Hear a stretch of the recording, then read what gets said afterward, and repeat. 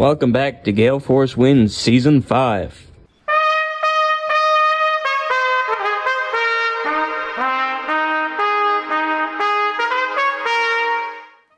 Well, folks, welcome back to Gale Force Wins. My name is Gerry Carew, and we're very excited to have a guest on today that I actually have been following for quite a long time. Prior to recording, I told him a little bit about my own journey, and I'm not sure where our conversation is going to go today, but I can certainly say this, that I've been following Geoff for quite a while, and I'm really happy to be in a place where I can talk to him about his life and the journey that he has created.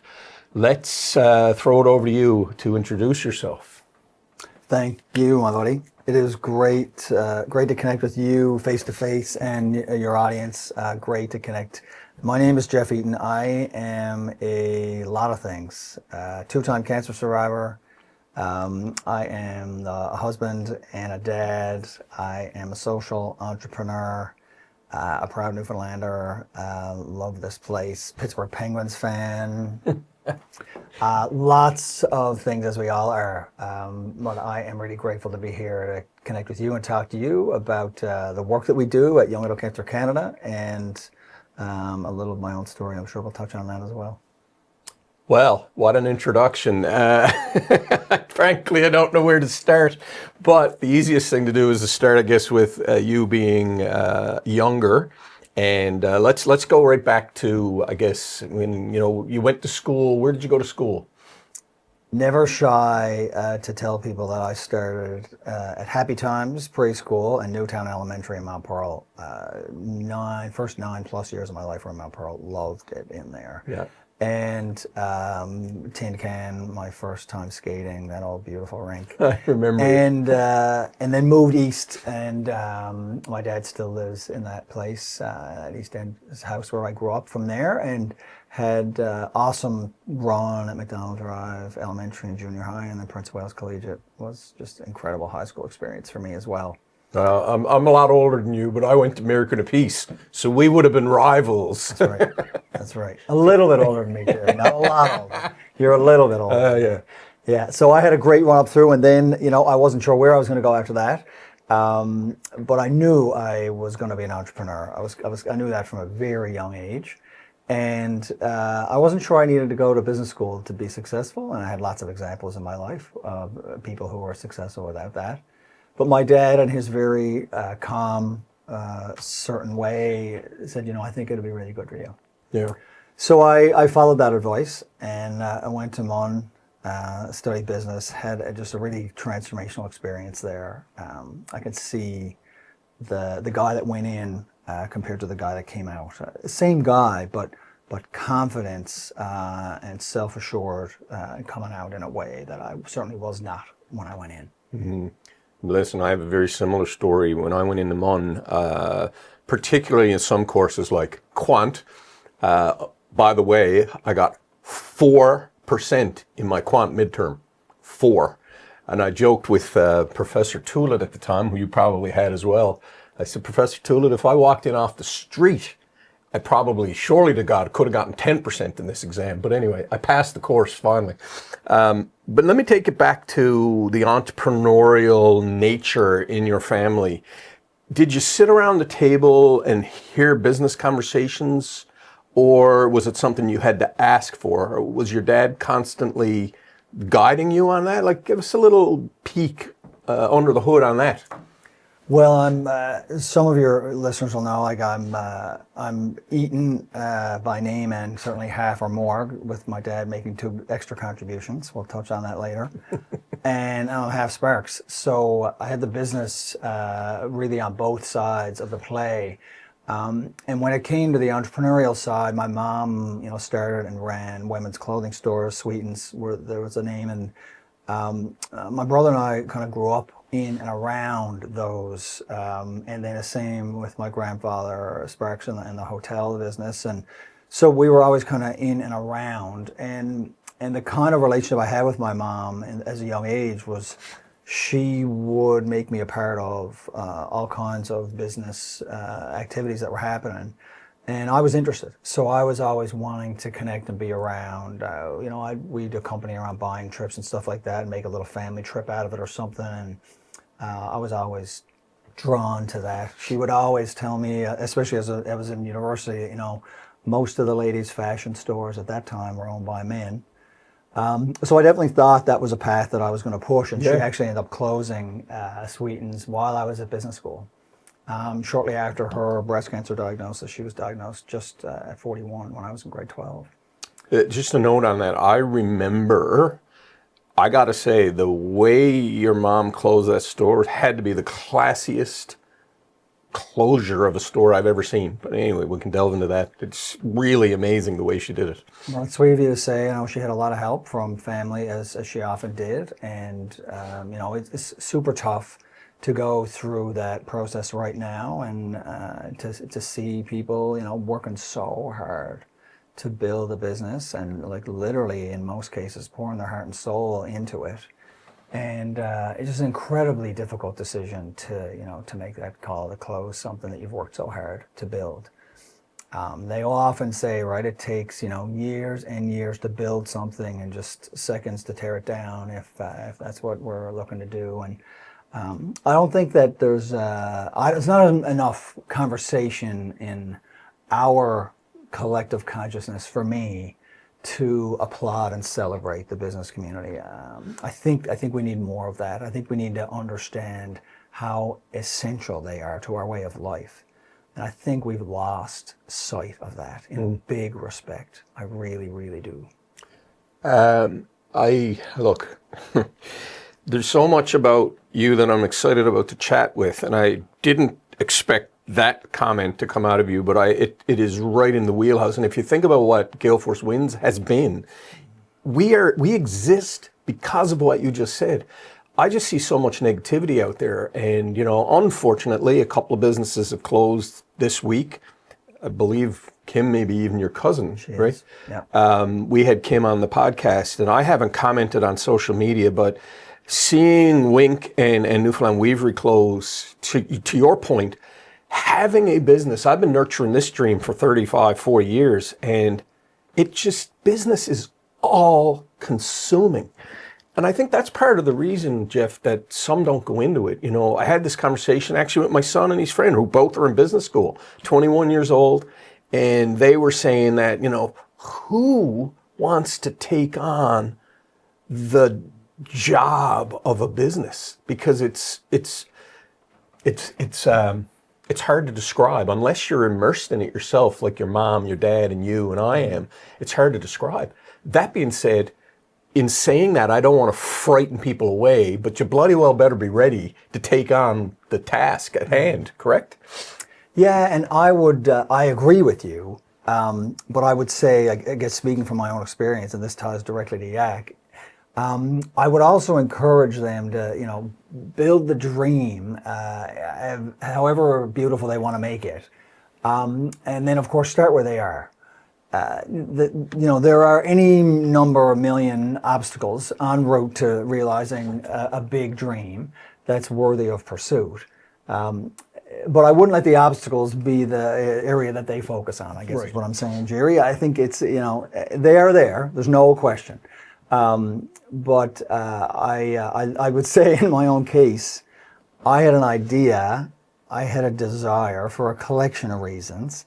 And then I took action, and I think that's a really valuable path for anybody that is considering any kind of entrepreneurial endeavor. It doesn't matter if it's business or otherwise. Take action. Well, and look, what I would say to you watching, that is really, really interesting advice, because what you just said is really interesting to me. I've met your mom several times. I knew of Sweetens. I didn't realize that while you're in business school, dreaming about your future, your mom went through a health challenge and closed the business. But here you are, 35 years later, telling people to still think about that dream.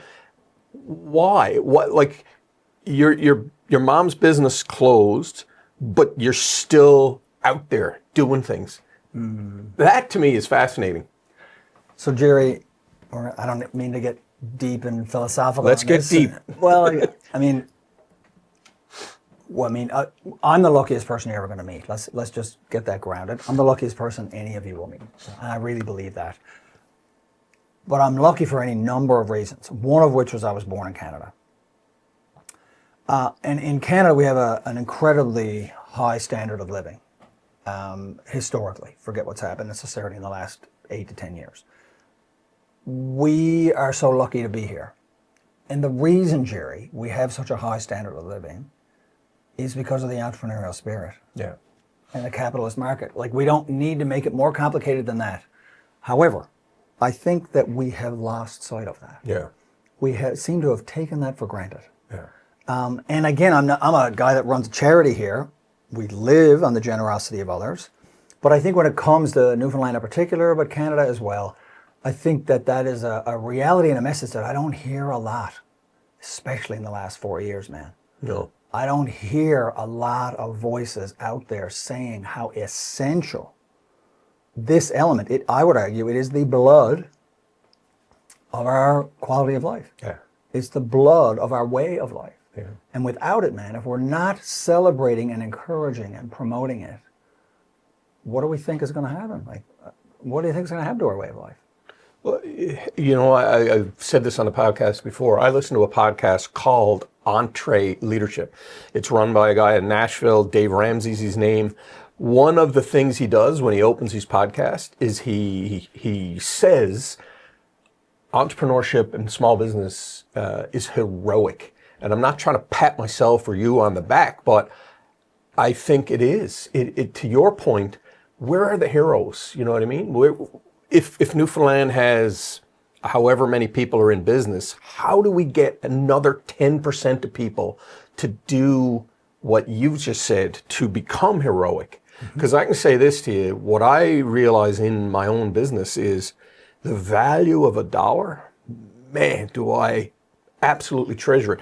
I'm kind of a hybrid. I used to call myself a semipreneur. Like I said to you, this office I set up in 1995. I used to come in here once a week to do a wedding. Now I'm here every day. But I can tell you this, the money that I made working for the Telegram was one thing. And that was 100% commission. I was proud of that. The money that I made for myself, and I keep saying this to my children, fills me with an enormous amount of pride. And it was a lot less than what I was making at the Telegram. And, being in your own business, your income is all over the friggin' place. But the value of that $1 that I've convinced people to part with fills me with an enormous sense of pride and keeps me going. Does that kind of resonate with what you're thinking? Yeah. I mean, I think for me, for better or for worse, I learned so many valuable things I learned from the people that worked with me. One of them was I don't worry about money. And I run a charity, which at the time was a tiny charity.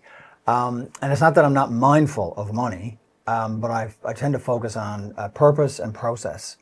And for me, that's what drew me to Yak is, I had this crazy experience of being a young adult with cancer and diagnosed at 22 originally. And I went through that experience, and I will say 3 drivers really led to the founding of Young Adult Cancer Canada. And one of them certainly was a really personal, selfish reason. I came through a crazy experience that Can we dig into that? Yeah, of course. I came through a crazy experience of facing the end of my life, just as it was starting, really, 6 months out of business school. And I started Yak as a way to help me process. I deal through doing. So I felt like, starting Yak was a way for me to deal with the processing of what did this experience mean for me and how does it fit in my life and help me to process it. I went through a bunch of chemo at home. I had a bone marrow transplant from my dad in Toronto, and I was there for 3 months and came home. I ended up in ICU with an infection. I was really, really sick, on life support in a drug-induced coma for just about a month, and was never expected to leave ICU a bunch of times. And I did come out of there. That's one of the many reasons why I am confident I'm the luckiest person you'll meet. So I came out of that experience. I had to rebuild, physically and emotionally from the basement, really. And then, just a little under a year later, I started what was originally called RealTime Cancer. Some people will know that name. And I remember. And that's what we started with. And I knew I needed a mechanism to process the experience that I had. I also, when you're diagnosed with cancer at 22, it's a heightened reminder that I might not get the next 60 years to make an impact. So I felt like, is there a way for me to build something that could be around longer than I am?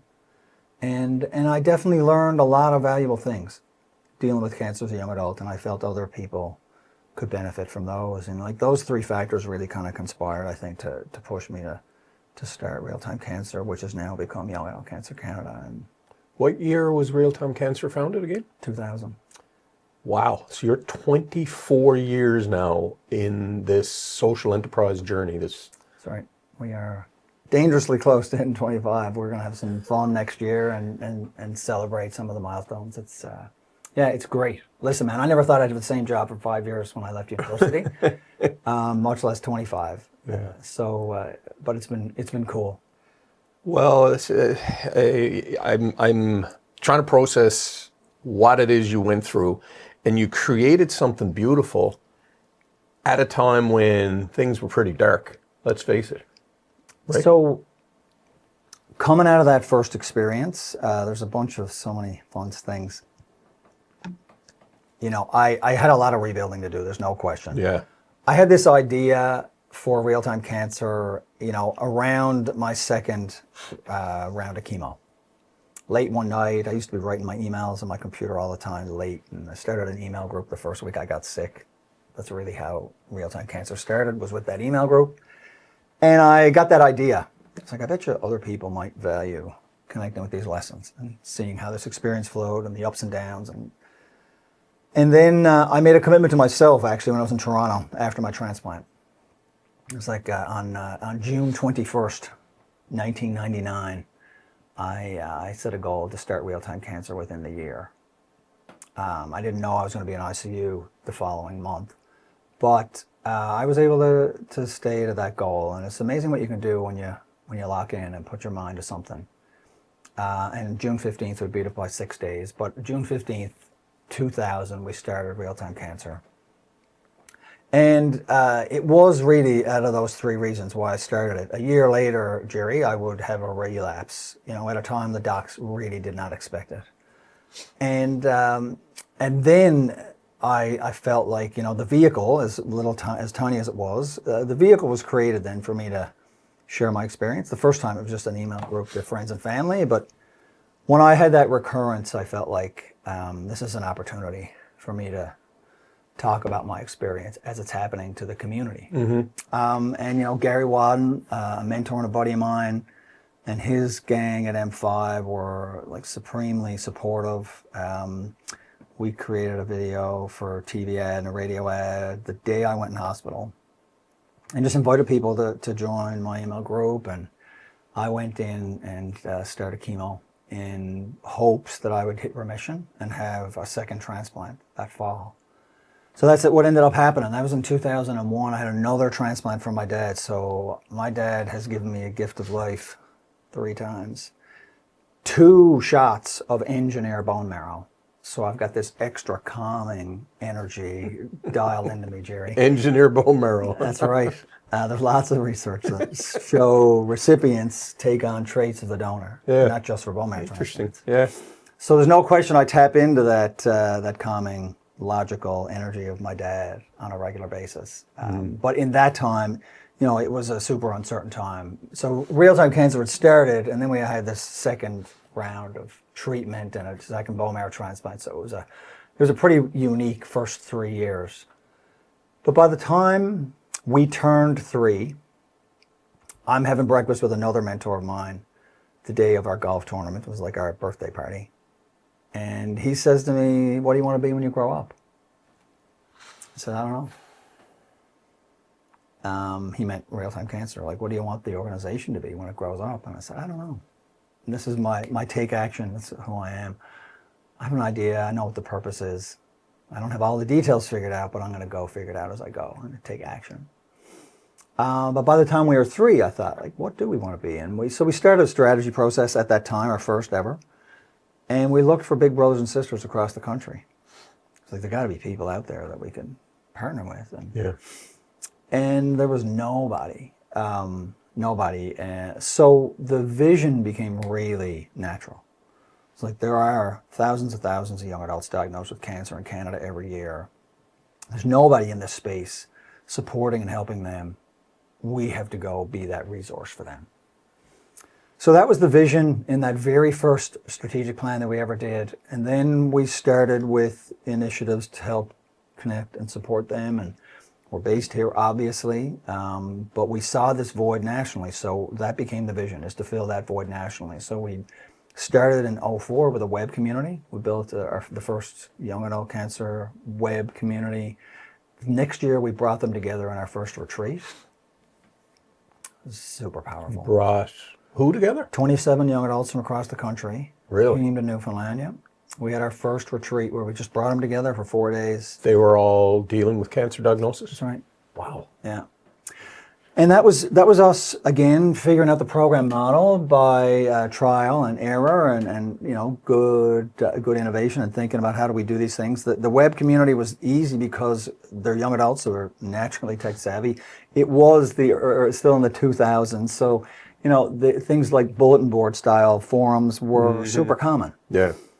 So that's how we started with that web community. And then we thought, let's bring them together in a face-to-face experience. And you can imagine what happens after we did those two things is the web community becomes more engaged by the people that have met face-to-face and form those deeper bonds.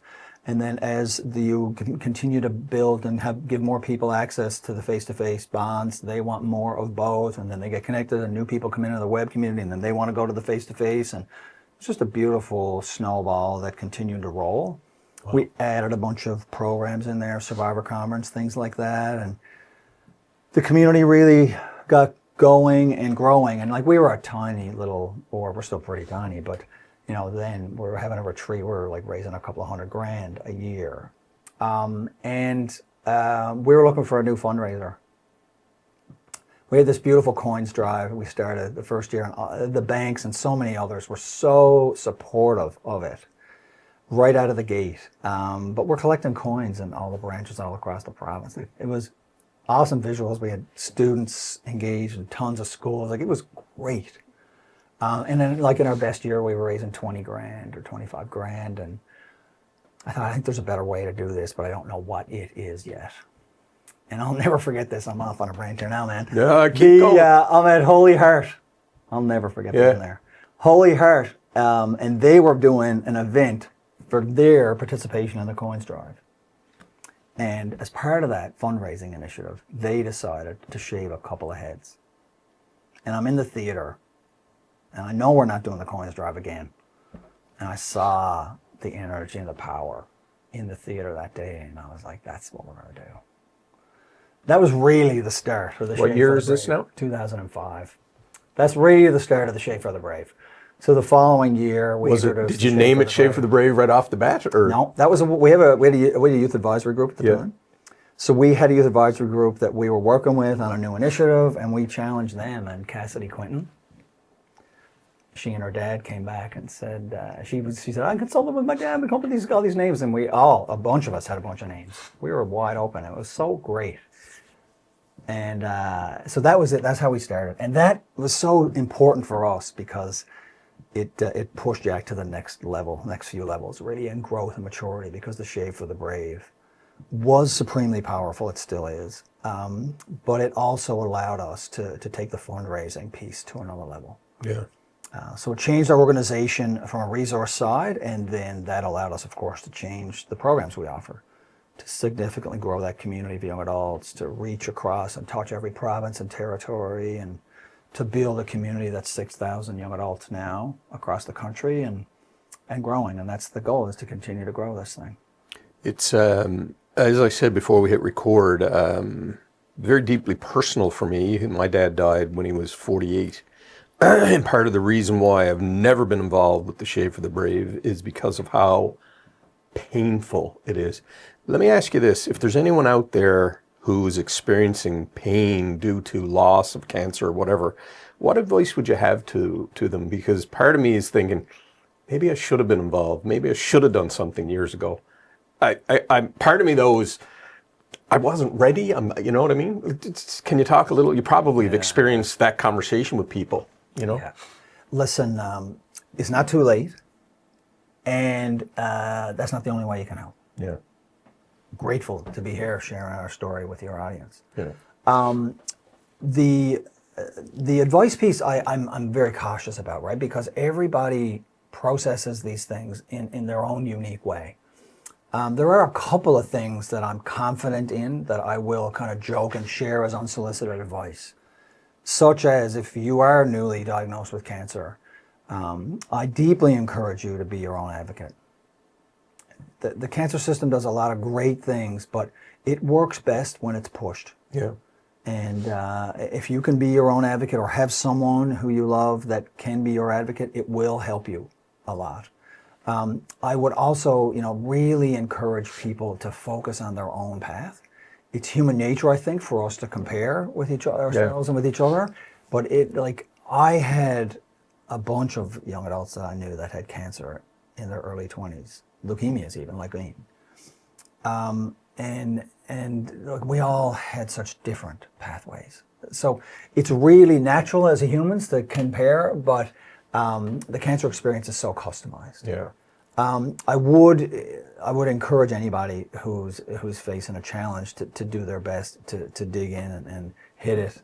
My buddy, our board member, Carl Smith, refers to himself as buffalo sometimes, and I love the buffalo analogy because, Gerry, what a buffalo does when the storm's coming is they turn and they go into it. I didn't know that. Do you know what a cow does? No. Cow walks away from the storm. Who spends more time in the storm? The buffalo, I guess. No. No? The buffalo goes into the storm. Yeah. Gerry. He gets through the storm. The cow goes away from the storm and spends more time in the storm. Yeah. Interesting. If you can go into your challenges, I feel like you can have, hopefully less time in the challenge. But I was always been a big fan of facing whatever was in front of me. It can take time, there's no question, and acceptance of that, whatever it is in front of you, that's a very personal thing. But I think most every challenge in our life that we face is best served when we can kind of face it head on. With the love and support of people that are around you, and you lean in to whatever you can find and whatever you need to. Well, on that note, from what you've said, you've had a lot of people around you, mentors, family. What does it mean, in particular, from what has your family meant to you to keep you going? I had some crazy tough challenges, but I had such love and support from family and friends. It was amazing, Gerry.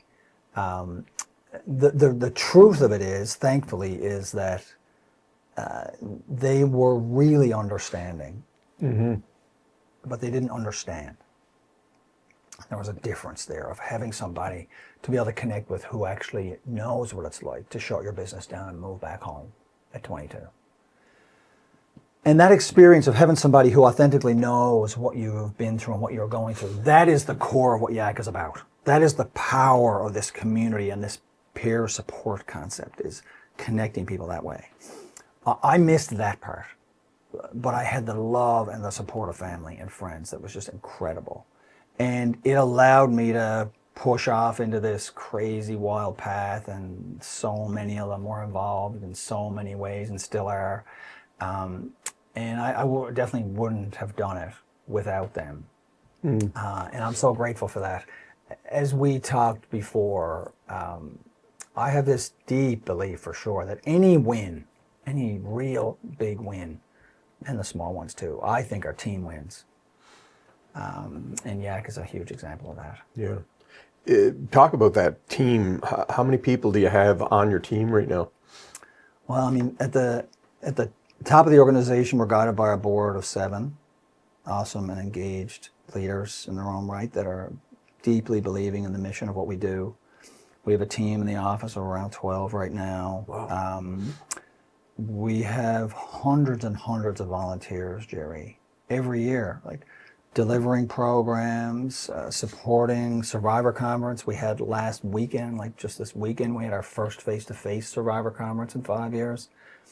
A ton of volunteers on the program side. And, we have people that volunteer to get their head shaved or organize head shaves every year, hundreds. And other people that organize events that just want to help and support Yak's mission in any number of ways. So we're an organization that lives on the generosity of others, and that's volunteers of time, and it's of course people making gifts to support our work. Everything we do is a huge team win. Yeah. Yeah. It's amazing. I was thinking about what it is you're doing is incredible. And as I said to you, cancer has been a challenge for me. My mom in particular used to call it a 4-letter word. She hates the word, or hated, she's deceased now, the word F-U-C-K. She hated that. But you know what? She hated the word cancer even more. I'll never forget, I finally came out about 4 years ago, but just before the pandemic, so it would have been 5 years ago, with the Lymphoma Society. And I was asked to speak in public, and I'll never forget it. They did the Light the Night. And I can speak, but Geoff, while you were talking, I remember they lit the lanterns, and then it was my turn to say something. And all I could think about was my dad, and I was like, oh my God, I can hardly get a word out, But the organizations like that one and yours are just so important. But back to community, I think we need community more than ever. And I see it, my wife's a teacher, there's all kinds of challenges. What you're doing and bringing those youth together all those years ago, the 27 youth, like what an incredible thing.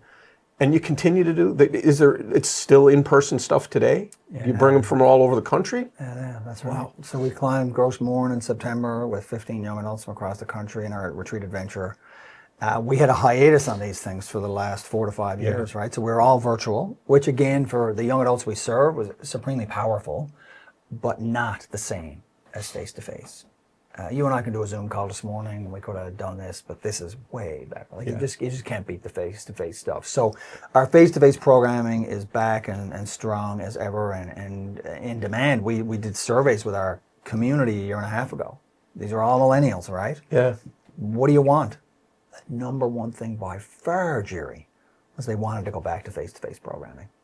Well, I mean, I've done that hike in Gross Mourne. It comes to mind that, if you're a young person and your parents are your support system, for me, I would struggle to let my child go. It's brave of them, the parents and everyone, to let them get on a plane and go. Tell me a little bit about that. No, Gerry. Let your kid go, dude. You got to let them go, right? Fall on their own, get up on their own, whatever it is. We had a rule from the very beginning, and we did get these questions from that first retreat in 2005, and we've done dozens of them now since. But can I bring my parent? No. You can be a parent and come to Yak, but you can't bring your parent. And that's because we need that kid, in our eyes kid, but they're a yacker as we would call them when they come. We need them to be able to be themselves. We need them to build this authentic connection with their peers and the community. Yeah. And you can imagine that sometimes the relationship with the parent can be a challenge for them to be authentically afraid, honest, right? Open about what's going on. We need them to be able to have, complete confidence that they come into that community and they can build authentic bonds with others. And so we've done it that way from the beginning, and I'm glad that we did. It was probably more intuitive than it was, strategic at the time. But that's still the role right now is we want you to come, but you can't bring your parents. What I love about your answer, you're like definitive. No, Gerry. So you've gotten this body of experience where when questions like that come up, you're very definitive. And you have to be, I guess, to make it work, don't you? I have a lot of ideas. I would say more than ever, I wonder if some ideas are nuts in comparison to what I see going on in the world. Yeah. I don't feel like they're nuts, but I feel like in comparison to what's happening in the world, they're nuts. So the reason I joked with you about no, Gerry, is one of those ideas is I think we've taken safety way, way too far. Way too far. It is on a pendulum and it is out there so far. Because I think there are cases, of course, where safety is incredibly important. But I think we've applied it so heavily in our life. And Gerry, that's safety in the business world, to take a risk and get your business card and go tell somebody that you're trying to deliver a service. There's a huge risk in that. But like, take it right down to being at the old bar at Mon and going up and talking to a girl. Yeah. There's a risk in that, man. Like, if we're trying to dial risk out of our life, like, think about, where's that going? Yeah. Where was that leading us, man? And I think for us to disconnect and think that we can attempt to remove all the risk from our kids' lives and then all of a sudden expect them to be able to transition in and figure it out when they become young adults or adults, that's foolish. We need a process here, man. They got to learn on their own. They got to make their own mistakes like we all did. And I'm not saying that that's not happening for lots of kids, but I think we've gone too far on that safety side. I think we need a recalibration on a collection of things, and that's one of them. I can't help but think about myself as a dad while you're talking there. And one of the challenges that I have, and what I like about being older, is you get more self-aware. My biggest challenge is I'm too freaking intense. And I think working with me, anyone who's watching this will probably laugh, but like, oh my God, here he comes again, right? Because it's just constant ideas and energy and living in the moment. That being said, to be my child, holy shit. And I recognize that because of my experience and the loss of my dad, I wouldn't say I'm not a helicopter parent, but I certainly am intense. Yeah, and I have this, and I'm sure my kids are. My son said it to me. You know, we went to supper last week, and he said, "Dad, can you stop talking? Like, I've had enough." He was talking about an exam that didn't go very well, and I was just going, "Oh, rah, rah, rah." He said, I'm done with the rah, rah, rah, right? But I have a saying, you know, it's, I make a fist, and I tell my kids, grab life. And, you know, they didn't understand it until my mom passed away in 2021. And unfortunately, Geoff, we had to say goodbye to her on FaceTime because she was living in Nova Scotia, and it was around the third lockdown. But my youngest said to me, he goes, "Dad, you know what? I never understood what you meant about that grab life until Grammy passed away." And he said, "Now I understand it." That being said, though, I do try to not be too intense around them, but it's hard because I know what it's like to not have a dad, and I just want to be there for them. So I know I'm rambling a bit on that point, but I can only imagine what you must be like as a dad, you know? Listen, I have to ask my kids what I'm like as a dad. But Gerry, just to touch on that, dude, like, I would hope that you can see and that intensity you've got, that passion, that's a huge strength of yours, man. Yeah. And I believe in time, if they haven't recognized that already, your kids will see that as the gift it is. There's no question that any strength that we have can become a weakness if we lean on it too much. Yeah. But as we talked before, like, I know a huge part of the reason why I feel I'm the luckiest person in the world is I did get this gift of, you know, facing the end of my life just as it was starting many times. And I know you losing your dad at a young age likely created some kind of a similar processing for you to understand, like, holy shit, man, this is not guaranteed here. There's no guarantees that we thought, and that's a formative experience for me. And I know just in talking to you today about it, losing your dad was a formative experience for you. There's no question about it, right? And I think those experiences have the opportunity that sometimes it can derail us, and if we're lucky, I think we can find our way through them, and they can become a part of the foundation that we build the rest of our life on. There's no question it's guided who you are. I know that. Well, let me just go into where you are right now with Yak, and let's ask, what do you see? You're 24 years into this journey, 25 is coming up. You're still passionate about it. You know, what do you see the future for Yak? Man, we just had our first face-to-face conference on the weekend in 5 years. It's so powerful to see people connect and come together. The challenges that they're dealing with, Gerry, are often so significant. And they're at a time in their life that, you know, they're supremely vulnerable. We often say, like, you know, cancer is not more difficult for young adults. Cancer is a huge challenge anytime it comes.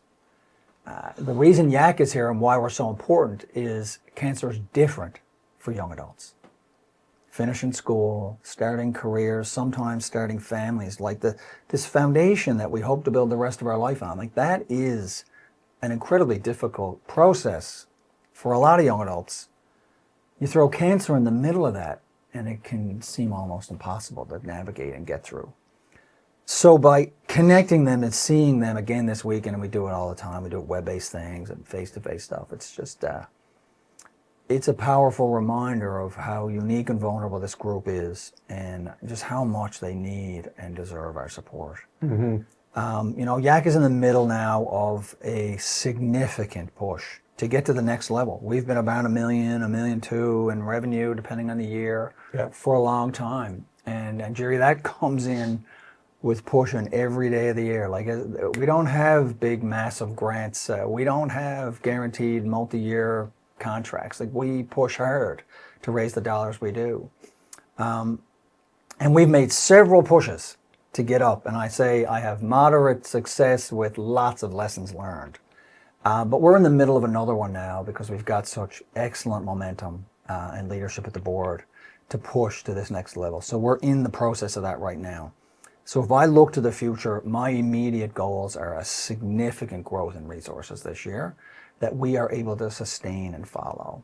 Because the reality, man, is these young adults are out there in isolation and they don't know about Yak. We're still the best kept secret in the country. Most young adults deal in isolation from peers who really understand and get it. And it's our mission is to empower all of those young adults in Canada to live and love life. That's what we're about here. That's what we're trying to do. Well, wow. We're 42 minutes into a conversation that I'm sure could go on for another 4 hours or more. Alan, my business partner, always jokes, well, we had the whole internet, right? What you're doing, what you've been through is it's hard to even articulate, but you do a very good job of it. I can tell you this, that just talking to you has been an absolute pleasure. I think what I've created here with Gale Force Wins is a positive thing. That as I said to you, I've been very careful what I've done in a volunteer capacity, taken very cautious approach to a lot of things, particularly around cancer because of my own personal experience with it. But I do want to tell more stories, Geoff, and I'll say this publicly, that, if there's a person or a board member or someone out there, I'd like to do another story with you, with your organization, because it's so important. And, here we are. This is in December 2025, 2024. 2025 is coming. This will come out in early 2025. I'm excited about where you're going to take this, because 25 years doing something like you're doing is a milestone that it's commendable. So on that note, I want to say thank you. Thank you, Gerry. It's been great to chat, man. And I would love to take you up on that offer. We have hundreds and hundreds of stories. We have thousands in our community that are going through, oftentimes the toughest challenge of their life. And that it's the stories that really connect us in building community, but also in helping us process and move through experiences. We call it the wisdom of the lived experience, and it's just an incredibly valuable gift to give to somebody else. So we would love to tap into that as part of our 25th year. We'll be saying thank you to so many people who have helped us hit this milestone, and love to share some of the stories that are attached to this 25-year road. Well, Geoff, thanks again for sharing your story with us, and that offer is open. We'll talk after I stop recording. Folks, thank you for joining us on Gale Force Wins. Frankly, this is the reason that we created this. Stories matter. This story, Geoff's team, all of those things matter. This community is stronger because of you, and for that, I say thank you. Thanks, gang. Thank you for tuning in to Gale Force Wins. That's Gale Force Wins, WINS.com.